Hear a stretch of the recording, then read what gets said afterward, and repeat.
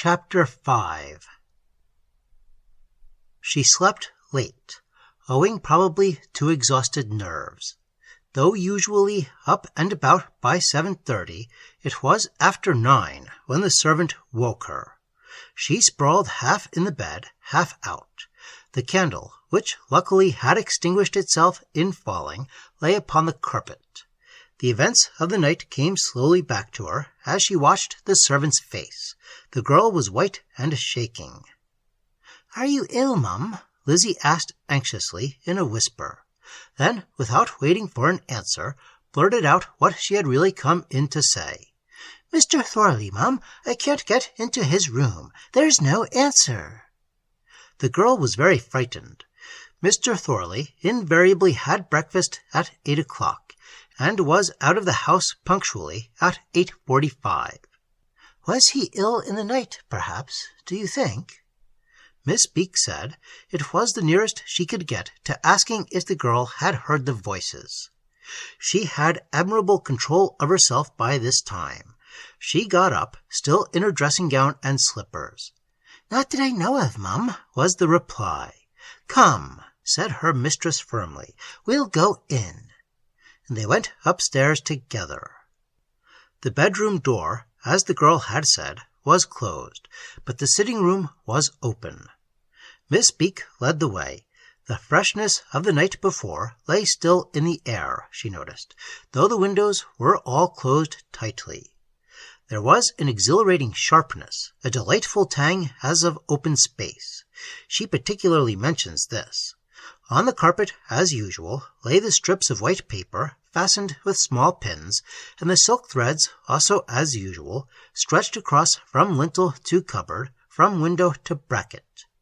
Miss Beak brushed several of them from her face. The door into the bedroom she opened and went boldly in, followed more cautiously by the girl. "There's nothing to be afraid of," said her mistress firmly. The bed, she saw, had not been slept in. Everything was neat and tidy. The long mirror stood close against the wall, showing its ugly back as usual, while about its 4 feet clustered the curved strips of paper Miss Beak had grown accustomed to. "Pull the blinds up, Lizzie," she said in a quiet voice. The light now enabled her to see everything quite clearly. There were silken threads, she noticed distinctly, stretching from bed to window, and though both windows were closed, there was this strange sweetness in the air as of a flowering spring garden. She sniffed it with a curious feeling of pleasure, of freedom, of release, though Lizzie apparently noticed nothing of all this.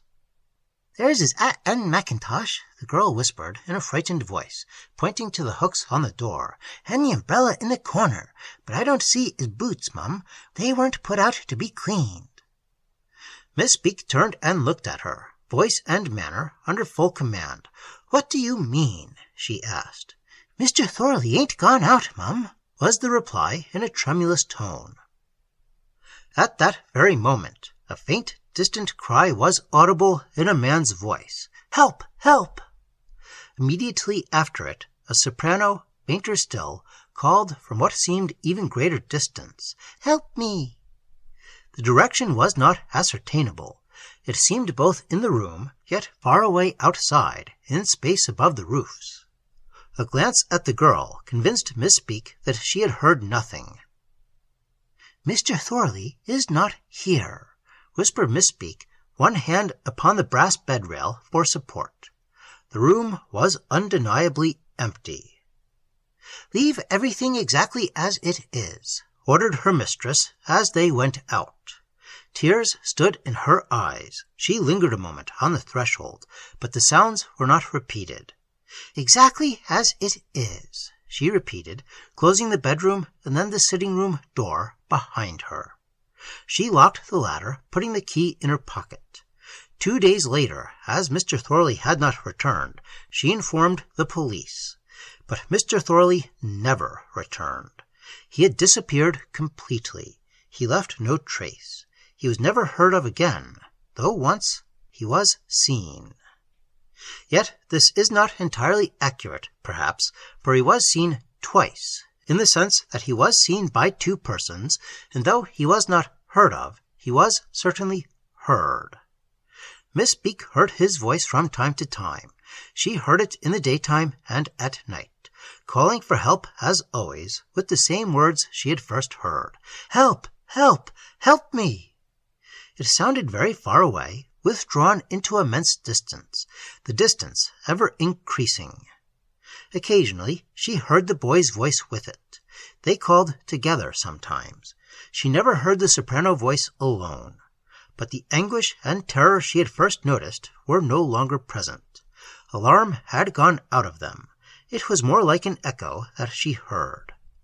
Through all the hubbub, confusion, and distressing annoyance of the police search and enquiry, the voice and voices came to her, though she never mentioned them to a single living soul, not even to her old tenants, the clergyman and the banker.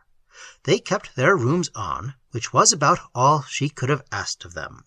The best suite was never let again. It was kept locked and empty. The dust accumulated. The mirror remained untouched, its face against the wall. The voices, meanwhile, grew more and more faint. The distance seemed to increase. Soon the voice of the boy was no longer heard at all, only the cry of Mr. Thorley. Her mysterious but perfect lodger sang distantly from time to time, both in the sunshine and in the still darkness of the night hours. The direction whence it came to remained, as before, undeterminable. It came from anywhere and everywhere, from above, below, on all sides. It had become, too, a pleasant, even a happy sound. No dread belonged to it any more. The intervals grew longer then. Days at first, then weeks passed without a sound, and invariably, after these increasing intervals, the voice had become fainter, weaker, withdrawn into ever greater and greater distance. With the coming of the warm spring days, it grew almost inaudible. Finally, with the great summer heats, it died away completely.